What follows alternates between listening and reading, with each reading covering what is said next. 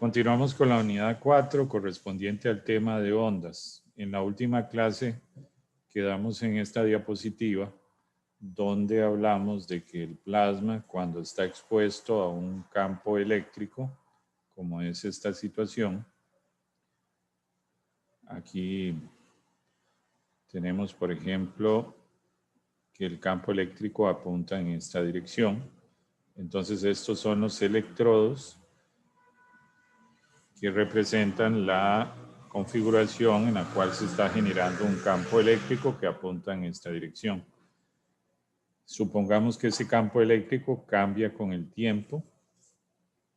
Entonces habíamos visto en la unidad 2 que cuando tengo un campo eléctrico cambiando con el tiempo y que el plasma esté inmerso en esa situación de que haya un campo eléctrico cambiando con el tiempo, va a aparecer una deriva. Esta deriva lo que va a hacer es que va a separar los iones y los electrones porque de acuerdo a la deriva, la velocidad va a apuntar en distinta dirección, dependiendo del signo de la carga. Cuando el movimiento de los electrones es a alta frecuencia, ellos estarían oscilando entre una dirección y otra, pero siempre manteniéndose a una distancia de la carga positiva, que la carga positiva, cuando tenemos movimientos con frecuencias altas, la carga positiva prácticamente se mantiene en reposo. Quien puede variar rápidamente de un lugar a otro es el electrón. Claramente, si el campo eléctrico está cambiando en una dirección y luego en otra, supongamos que el cambio de campo eléctrico respecto al tiempo es variable de una manera sinusoidal, entonces el campo eléctrico en algún momento irá en esta dirección y en otros momentos irá en dirección opuesta. Eso lo que va a hacer es que el electrón va a ir en una dirección en un momento y en otra dirección en otro momento, pero siempre manteniéndose cerca de la carga positiva, entonces siempre formando un dipolo. Desde luego aquí pueden ver que tenemos muchos dipolos y cada uno de ellos tiene un momento dipolar eléctrico. Entonces, cuando nosotros sumamos todos esos momentos dipolares, la suma de todos esos momentos dipolares partido por el volumen nos da la polarización. Resulta que esa polarización claramente da una separación de carga, entonces a esta polarización le asignamos una densidad de carga que es propia del fenómeno de polarización y a esa la llamamos sigma B. Si vemos la ley de Gauss, aquí tiene que ir la densidad de carga total, donde puede haber densidad de cargas libres. Suponga que aquí hubieran cargas que se mueven libremente. Eso contribuiría a esta densidad de carga libre. Pero como vemos también en este fenómeno de que el campo eléctrico cambia con el tiempo, la polarización da origen a una contribución a la densidad de carga. Entonces uno tiene que sumar la densidad de carga por el efecto de polarización, sumarla a la densidad de cargas libres, en el caso de que existan cargas libres. Como aquí estamos analizando un medio que claramente se polariza, recordemos que un medio material que se puede polarizar lo llamamos dieléctrico, donde se puedan formar dipolos a ese medio material lo llamamos dieléctrico. Entonces el plasma es un dieléctrico. Si vemos el plasma como un medio material y sabemos que las ecuaciones de Maxwell las podemos tener en condiciones de vacío o las podemos tener en condiciones donde estemos analizando un medio material. Y lo que se acostumbra cuando se toman las ecuaciones de Maxwell en un medio material es no considerar directamente el campo eléctrico, que sería el caso de vacío, sino considerar el vector desplazamiento eléctrico, que es esta D que está aquí. Entonces, resulta que en esta D, el vector desplazamiento eléctrico, nosotros ahí vamos a incluir el campo eléctrico propio de la condición de vacío, suponiendo que no hubiera plasma ahí en medio, ¿verdad? Y la contribución que se genera por el efecto de polarización.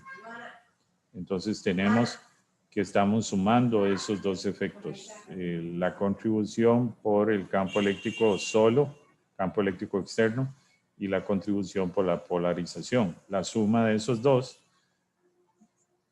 es proporcional al campo eléctrico, porque resulta que la polarización, como pueden ver aquí, guarda una relación lineal con el campo eléctrico, donde epsilon sub 0 es la permitividad en el vacío y chi es también una constante propia del medio material en el que está.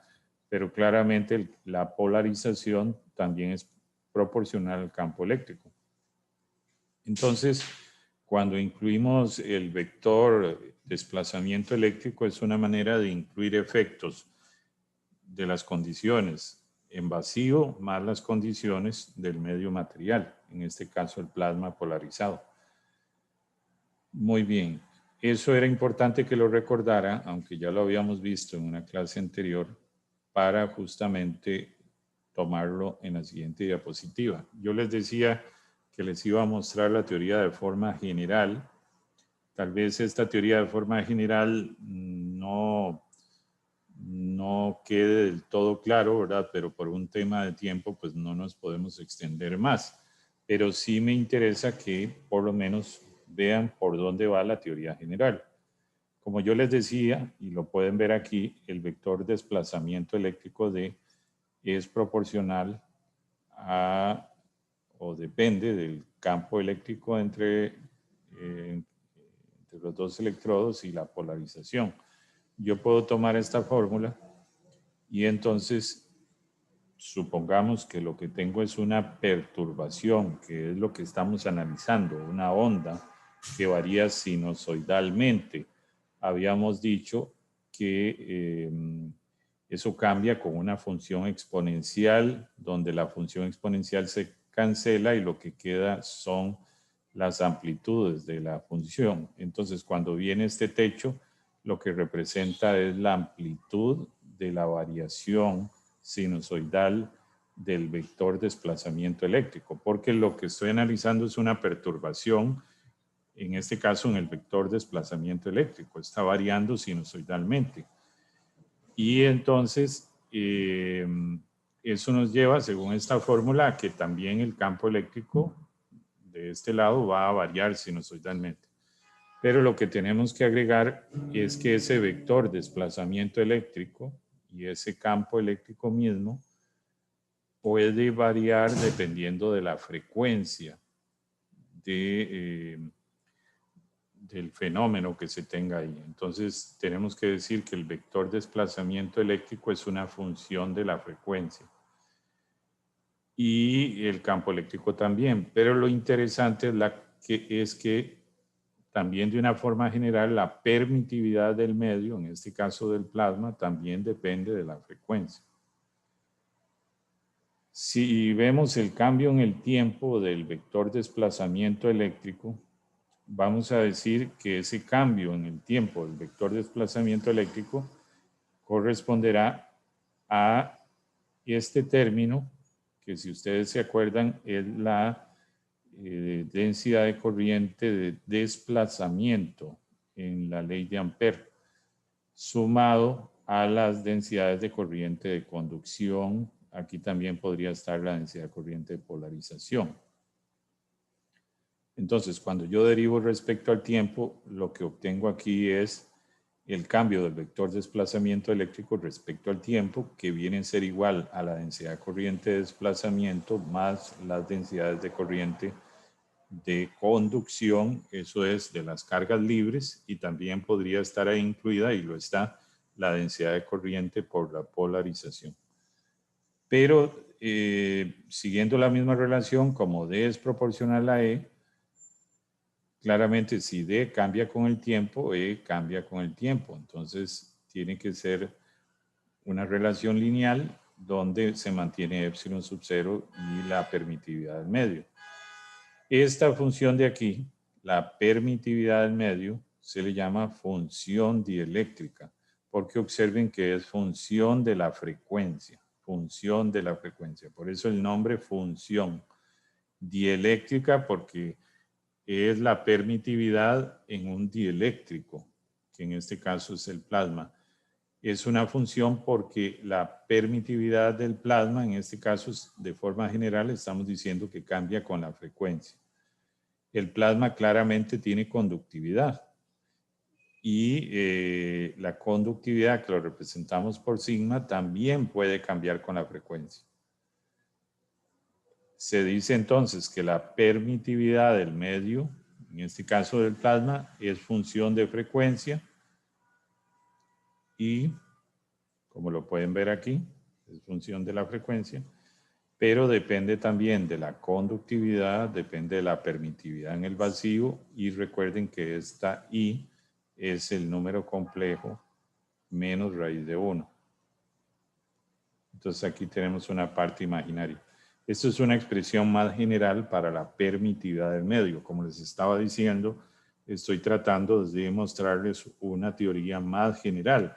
Nosotros vamos luego a caer a situaciones mucho más simples y específicas, pero con esto les estoy mostrando la teoría más general. Entonces, cuando nosotros tenemos un plasma isotrópico, ¿qué es un plasma isotrópico? Que tiene iguales condiciones en cualquier dirección, que no es un plasma magnetizado. Esto lo que quiere decir es que no está expuesto a un campo magnético. Si eso es así, la permitividad del plasma en función de la frecuencia está dado por esto. Y en esa situación la llamamos función dieléctrica, cuando tengo un plasma isotrópico con las mismas condiciones en cualquier dirección y que no esté magnetizado. De una manera más general, podría darse el caso que el plasma esté magnetizado. Volvemos a lo mismo, el vector desplazamiento eléctrico es proporcional al campo eléctrico y la variación temporal es la suma de la densidad de corriente de desplazamiento más las densidades de conducción. Resulta que de forma general, cuando uno magnetiza un plasma, ustedes saben que se generan condiciones diferentes en la dirección paralela. Voy a ponerlo aquí, al campo magnético y otras condiciones en la dirección perpendicular. Entonces resulta que la conductividad no es la misma en la dirección paralela que en la dirección perpendicular, cuando uno tiene el plasma expuesto a un campo magnético. Eso entonces hace que la conductividad del plasma se vuelva algo más complejo porque depende de la dirección en la que estemos.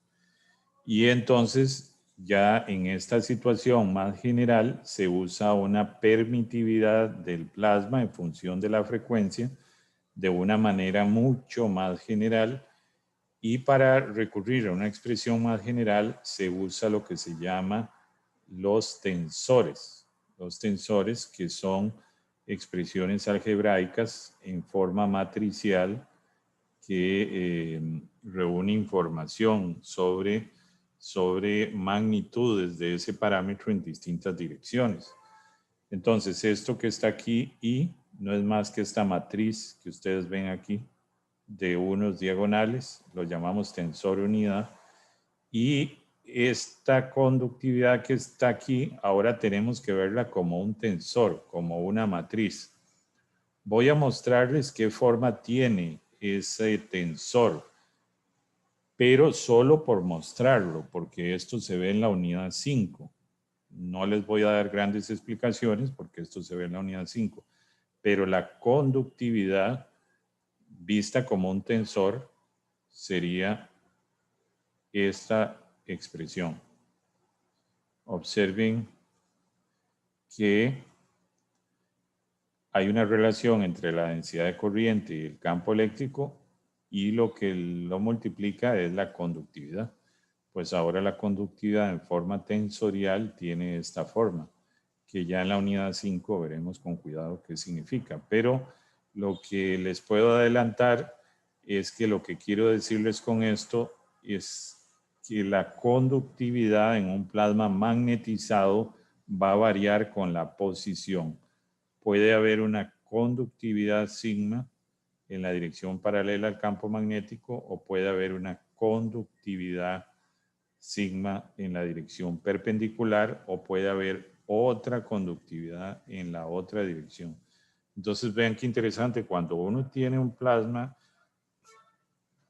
expuesto a un campo magnético uniforme, va a tener la conductividad distintos valores dependiendo de la dirección en la que estemos interesados. Entonces, por eso es que la conductividad se representa como una matriz de datos, porque la conductividad depende de la dirección. No es tan simple como un alambre de cobre, que usted nada más dice, no, es una única dirección y la conductividad es tal. Ahí la dirección no se vuelve un tema relevante. No es que la conductividad en otra dirección sea diferente. En el alambre de cobre la conductividad podría ser la misma en cualquier dirección, pero en el caso del plasma expuesto a un campo magnético resulta que la conductividad no es la misma en cualquier dirección, es diferente. Entonces, por eso es que decimos de una forma más general que la permitividad del medio, en este caso del plasma, en función de la frecuencia, depende de una conductividad que depende de la dirección, depende completamente de la dirección. Es muy importante de esto que les estoy diciendo. Lo que usted tiene que recordar es que cuando un plasma está expuesto a un campo magnético uniforme, la conductividad del plasma va a depender de la dirección en la que estemos interesados. Vean que la forma que tiene la expresión de la permitividad del plasma es similar a la que vimos antes, solo que en esta situación hablábamos de que era un plasma uniforme, isotrópico, con las mismas condiciones en todas direcciones. Entonces ahí la conductividad sí tiene el mismo valor en cualquier dirección. Eso es cuando tengo un plasma no magnetizado, que no está expuesto a un campo magnético. Entonces la expresión de permitividad es mucho más simple. Pero ya si está magnetizado, la permitividad depende de una matriz de conductividad. Muy bien, en la clase anterior habíamos visto la ecuación de onda, habíamos visto cómo se obtenía, está dado por esta expresión. Observen que en la ecuación de onda nosotros necesitaríamos resolver o encontrar la solución para el campo eléctrico y también para la densidad de corriente. Bueno, esa solución es justamente esta. El campo eléctrico está dado por esto y la densidad de corriente está dado por esto, donde este E techo es la amplitud de la variación sinusoidal. Y esto que tenemos aquí es lo que llamamos la fase, que lo llamamos phi, donde K es el número de onda, omega es la frecuencia de la onda y ahí tenemos el tiempo y el vector posición. Resulta que la amplitud de la onda va a depender también de la frecuencia de la onda y del número de onda, donde el número de onda es ese vector que me dice hacia dónde va la onda, hacia dónde se está propagando la onda. Eso es lo que llamamos K. Entonces, desde el punto de vista de un medio que sigue la ley de Ohm, lo que nosotros sabemos es que la densidad de corriente y el campo eléctrico se relacionan de una manera lineal, donde el valor que tenemos enfrente del campo eléctrico corresponde a la conductividad. Pero lo que estamos diciendo es que la densidad de corriente depende de la frecuencia, la conductividad va a depender de la frecuencia y el campo eléctrico va a depender de la frecuencia. Muy bien. Entonces, insisto, estoy planteando la teoría de forma general. No tiene por qué ser completamente clara y transparente, pero sí quiero que les quede una idea.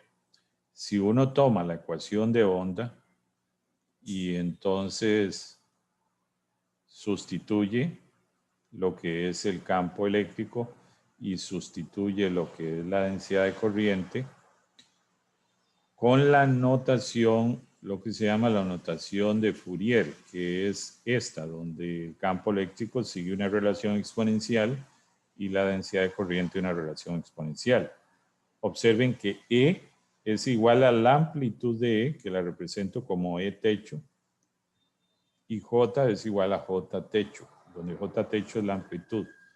Entonces, cuando uno sustituye este E, voy a marcarlo aquí, cuando uno sustituye este aquí, cuando sustituye ese aquí y cuando sustituye esta J aquí, le queda una expresión en términos del número de onda y de otros parámetros, que es la que se muestra en la siguiente diapositiva. Si ustedes recuerdan, habíamos dicho que el operador nabla hay que sustituirlo por I por K. Bueno, aquí tengo otro operador nabla, entonces aquí me queda I por K y esto simplemente lo sustituyo por E techo. Este que está aquí, tengo dos derivadas.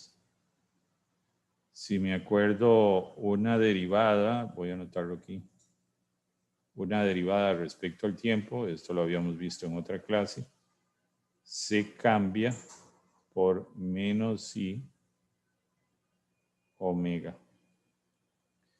Entonces aquí yo lo que tendría es menos I cuadrado por omega cuadrado, porque es la segunda derivada, ¿verdad? Son dos derivadas. Y el E se sustituye por el E techo. Y luego J, que utilizando la relación de Ohm, recuerden ustedes que J es proporcional al campo eléctrico también. Entonces de ahí viene que aparezca E también, sin entrar en mucho detalle. Eso nos permite entonces convertir esta expresión, inclusive este menos de aquí se podría convertir en I cuadrado y podemos llegar a esta expresión. No vamos a entrar en detalle por un tema de tiempo, pero vea que es de esperar que estos sí se cancelan y entonces me queda K, cruz E techo y este término me generan estos otros dos que está aquí. No lo estamos demostrando por un tema de tiempo, pero viéndolo rápidamente vemos que sí va a llegar a una forma parecida a esa. Entonces, estamos expresando la ecuación de onda en términos de el número de onda del campo eléctrico. ¿Por qué eso se hace así? ¿Por qué resulta conveniente? Porque lo que queremos es encontrar una solución que dependa únicamente de